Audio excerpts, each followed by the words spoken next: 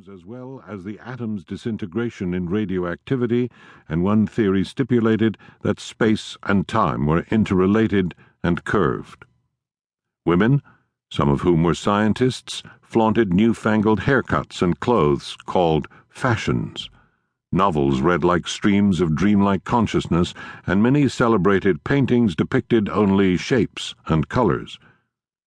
As a result of what was called the Great War, the almighty German Kaiser had been deposed, and Russia's two big neighboring nemeses, the Ottoman and Austro-Hungarian empires, had disappeared. Russia itself was mostly intact, but it was ruled by a person of notably humble origins who also hailed from the imperial borderlands. To our imaginary 30-year Rip Van Winkle, in 1924 this circumstance, a plebeian and a Georgian having assumed the mantle of the Tsars, could well have been the greatest shock of all. Stalin's ascension to the top from an imperial periphery was uncommon, but not unique.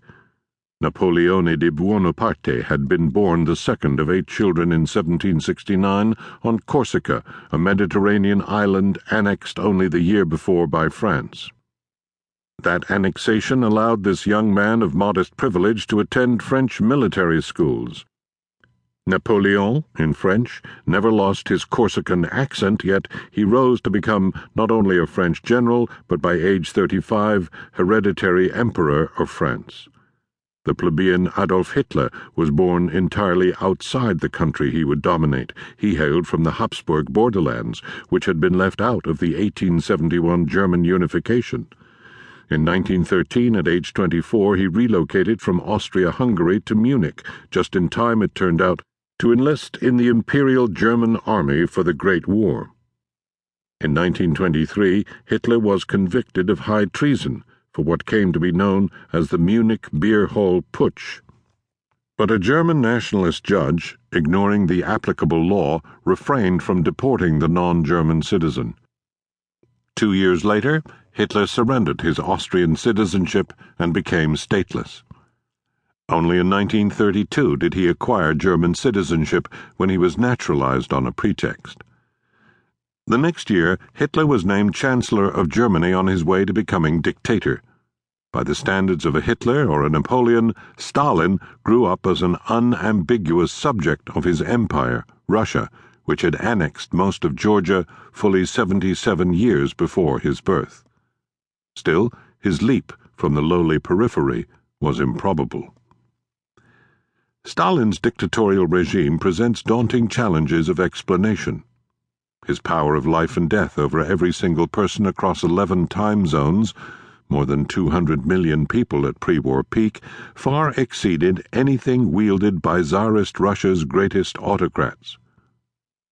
Such power cannot be discovered in the biography of the young Djugashvili.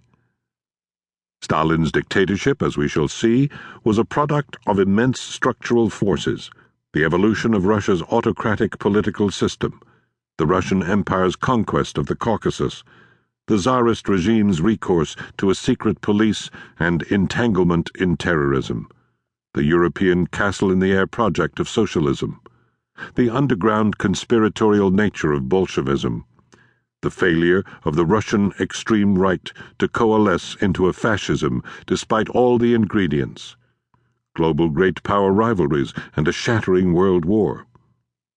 Without all of this, Stalin could never have gotten anywhere near power.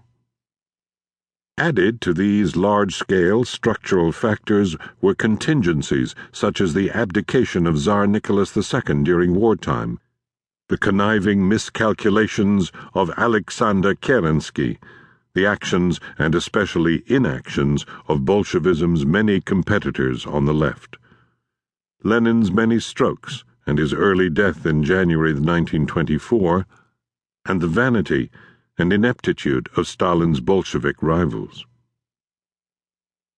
Consider further that the young Djugashvili could have died from smallpox, as did so many of his neighbors, or been carried off by the other fatal diseases that were endemic in the slums of Batum and Baku, where he agitated for socialist revolution.